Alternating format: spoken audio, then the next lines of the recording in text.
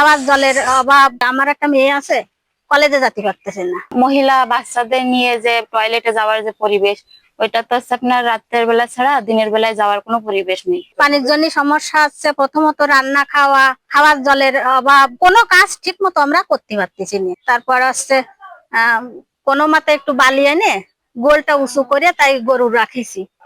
ছেলে মেয়েরা স্কুলে যেতে পারতেছে না, এই চুলকনি পাঁচড়া আছে। আমার একটা মেয়ে আছে, কলেজে যেতে পারতেছে না। এই নোংরা জলে নামলে তার আছে সমস্যা আসছে। আমাদের এইখানে সমস্যা হচ্ছে কি, আমাদের জলবদ্ধতার কারণে টয়লেট যাওয়ার খুব সমস্যা।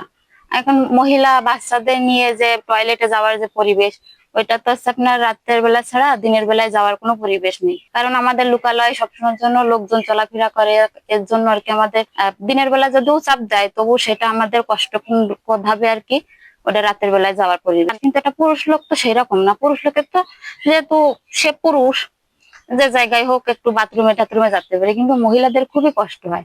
বাচ্চাদের নিয়েও যে রাত্রেবেলা যখন বাচ্চাদের চাপলো, বাচ্চারা কি চারের পরে ওইভাবে বসতে পারে? এখন আমরা মহিলাদের হচ্ছে কি আপনার যখন আর কি চাপে, তখন তো এটা আমাদের কষ্টনীয় ভাবে কি চাপায় রেখে তারপরে আপনার রাত্রেবেলা যাওয়া লাগে। কারণ দিনের বেলায় তো সেরকম পরিবেশ হয় না, লোকজনের একটা লোকজন যাতায়াত করে, এটা তো মহিলাদেরও তো একটা লজ্জার ব্যাপার আছে। বসুন্ধরা টিস্যু, অশুদ্ধতার বিরুদ্ধে এক বিন্দুও ছাড় নয়।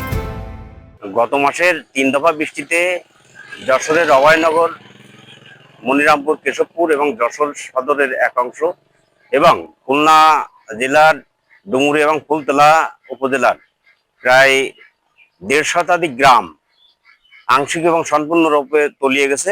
এই তলিয়ে যাওয়ার ফলে প্রায় 2 লক্ষাধিক মানুষ জলাবদ্ধ হয়ে পড়েছে। তাদের তাদের কাজ নাই এলাকায়, তাদের মাছের ঘেরগুলো তলিয়ে গেছে, আমন ধান পানির তলে চলে গেছে, যাওয়ায় তাদের ঘর বাড়িগুলো পানির মধ্যে, রান্নাঘর পানির মধ্যে, তাদের যে ল্যাট্রিন বা শৌচাগার এটাও পানির মধ্যে।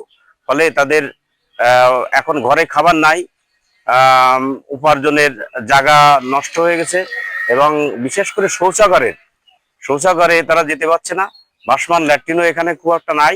ফলে একটা মানবিক বিপর্যয় এখানে নেমে এসেছে। এই বছর বৃষ্টিপাতের মৌসুমটা কিন্তু একটু আগে থেকেই চলে আসছে আমাদের এদিকে, যার কারণে অন্যান্যবার যখন বৃষ্টি হয় সেই সময়ের চেয়ে এবছর মে মাস থেকে আমাদের যশোর অঞ্চলে বৃষ্টিপাত শুরু হয়েছে এবং বৃষ্টিপাতের পরিমাণও বেশ অনেক। তারপরেও আমরা এবার যেটা করছি সেটা হলো, গতবার পুনঃখননের মাধ্যমে, পাম্পের মাধ্যমে ভবদহ এলাকার পানি নিষ্কাশন করেছি। আর এবছর যেটা করছি সেটা হলো আপনার পাম্পের মাধ্যমে এবং ভবদহর যে গেট, মূল গেট আমরা 8টা খুলে দিছি। 8টা খুলে দিয়ে ন্যাচারালি গেট দিয়ে পানি নিষ্কাশন করতেছি যখন ভাটা থাকতেছে নদীতে।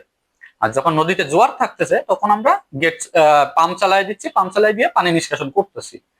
আর মানুষ যেটা বলতেছে যে পানি কমতেছে না, তাদের আসলে বিষয়টা যেটা হচ্ছে, পানির ধর্মই হলো যে পানি যখন মুভমেন্ট করবে তখন আগে উপরের পানিটা কমবে। উপরের পানি কমতে কমতে কমতে কমতে পর্যায়ক্রমে সে পানি নিষ্কাশিত হইতে থাকবে। এখন উপরের পানি বলতে আপনি ভবদহ এলাকায় বিল হরিণার পানি ঢোকে, হরিণার পানি যখন কমবে তারপরে মনিরামপুরের পানি কমবে, মনিরামপুরের পানি কমবে, অভয়নগর কমবে, এইভাবে পর্যায়ক্রমে কমতে কমতে যাবে। এবং পানি প্রতিদিন যে পরিমাণ নিষ্কাশিত হচ্ছে, পানি খুব শর্ট টাইমের ভিতরে যদি বৃষ্টি বাদল না হয়, খুব তাড়াতাড়ি পানি কমে যাবে এলাকা থেকে, ভবদহ এলাকা থেকে।